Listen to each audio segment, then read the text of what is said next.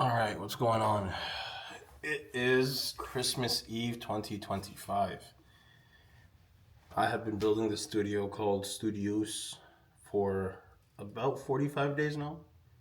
And that includes the setup, the design, the search, obviously the move in, and the build out.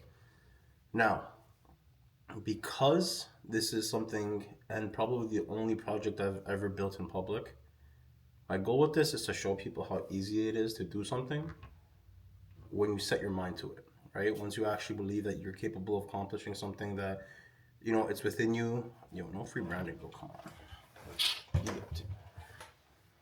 You too, bro, get out of here.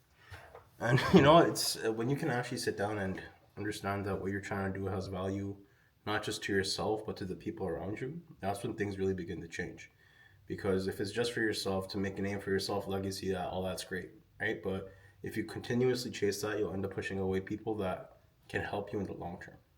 And the truth and the fact of this matter is that as you actualize your goals, there will come pockets of space in between that feel very empty.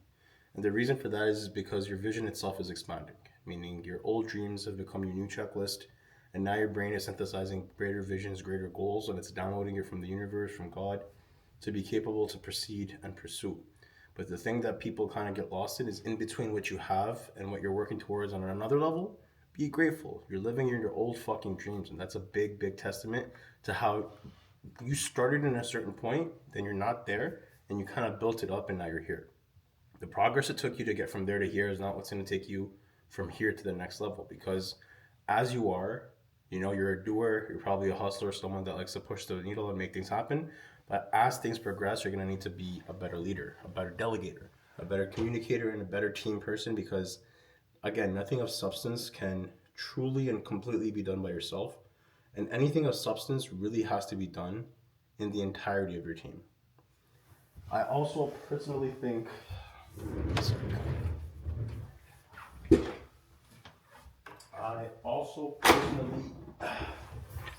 know, and believe that success, power, fame, all these things in essence, to yourself and what you do, it's not telling of character. Like, it's always going to amplify who you are as a person way before you had that. And if you're like me, I grew up in poverty, less than nothing. I had parents that did their best to provide, but a lot of times it wasn't enough. That taught me very early. I'm talking like the age of 6, 7, when my parents kept shutting me down for scholastic book fairs. We don't have money for that. That's all I heard growing up. All I fucking heard growing up is, we don't have enough money for this. We don't have money for that. And at a point, it's financial abuse because it teaches and breeds poverty, lack, and scarcity into the mind of a child instead of teaching it true abundance. Which is why now my life is so centered around money and ambition, not because it's something that I brandish and flaunt, but because it's a fundamental need of security that I cannot go back on. And anyone that grew up with a silver spoon in their mouth, God bless you, your parents did their job, that's not the story for me. So I had to do more to be at the same level. And a lot of people realize that as a Muslim, my lifestyle is literally blasphemous to a lot of people in my community, my parents, my aunts, my uncles, because what I do is not conventionally something that in the South Asian Desi or Muslim culture is allotted, allowed, or even respected.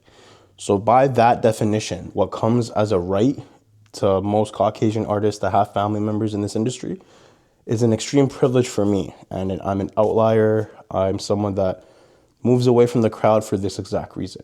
So never take your craft for granted, because there are literally people in your place, people that do the things that you want to do, that would trade their life to be where you are. And so often we tend not to count our blessings, man. Be grateful. There are days I wake up and shit's just getting to my head. There's pressure on all sides coming in, and I'm like, bro, fuck, what do I do? And then I'm like, bro, I'm living my worst day, someone's best day. Like, it's a dream come true.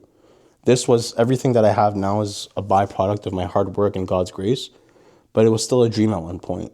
If you don't take the time to be grateful and acknowledge that, it will be taken from you. That's it for today's, rant. I'm going to drop a lot more vlogs. Got a little bit more free time before the next run. Yeah, see you January.